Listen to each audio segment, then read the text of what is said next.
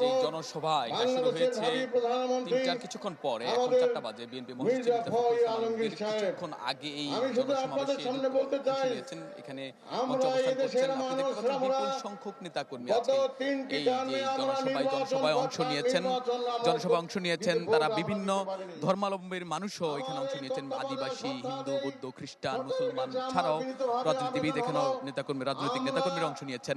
আপনি দেখতে পাচ্ছেন বিপুল সংখ্যক নেতাকর্মী এখানে এই যে মঞ্চের সামনে বসে আছেন, মনোযোগ দিয়ে তারা তাদের নেতার বক্তব্য শুনছেন। এখন স্থানীয় নেতৃবৃন্দ যারা আছেন তারা বক্তব্য রাখছেন। আপনি জানেন যে আজ এই যে শিবগঞ্জ ডিগ্রি কলেজ মাঠ, এটা ঠাকুরগাঁও ১ নির্বাচনী এলাকায়। এখান থেকে বিএনপি মহাসচিব মির্জা ফখরুল ইসলাম আলমগীর বারবার জাতীয় সংসদ নির্বাচনে প্রতিদ্বন্দ্বিতা করেছেন। আশা করছেন আগামী নির্বাচনে তিনি এই আসন থেকে প্রতিদ্বন্দ্বিতা করবেন।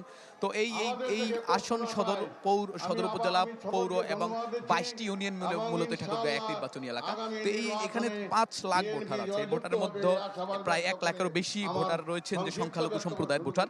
তো এইখানে সংখ্যালঘু যারা আছেন তারাও এখানে এসেছেন। তারা বলছেন যে বিভিন্ন জায়গা থেকে সংখ্যালঘুদের নির্যাতনের কথা যেটা বলা হচ্ছে, কিন্তু এখানে সংখ্যালঘু সম্প্রদায় যারা আছেন তারা সবচেয়ে নিরাপদ। বিশেষ করে ঠাকুরগাঁর এই যে এলাকার মধ্যে এই শিবগঞ্জ এবং এই সদর পৌরসভার মধ্যে যে সংখ্যালঘু যারা আছেন তারা খুবই নিরাপদে আছেন এবং কোনো বিশৃঙ্খলা হয়নি, এবং বিএনপির পক্ষ থেকে তাদের সার্বিক নিরাপত্তার ব্যবস্থা করা হয়েছে। তো আজকের এই সভায় বিএনপি মহাসচিব মির্জা ফখরুল ইসলাম আলমগীর বক্তব্য রাখবেন। আপনি জানেন দুদিন আগেও গতকালকে পঞ্চগড়ে জনসভায় বক্তব্য দিয়েছেন।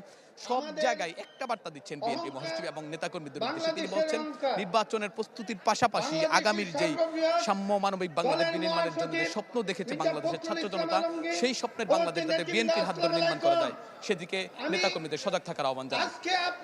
ধন্যবাদ বাবলু আপনাকে। শাহনাজ বাবলু আমাদের সাথে যুক্ত হয়েছিলেন চুয়াডাঙ্গা থেকে।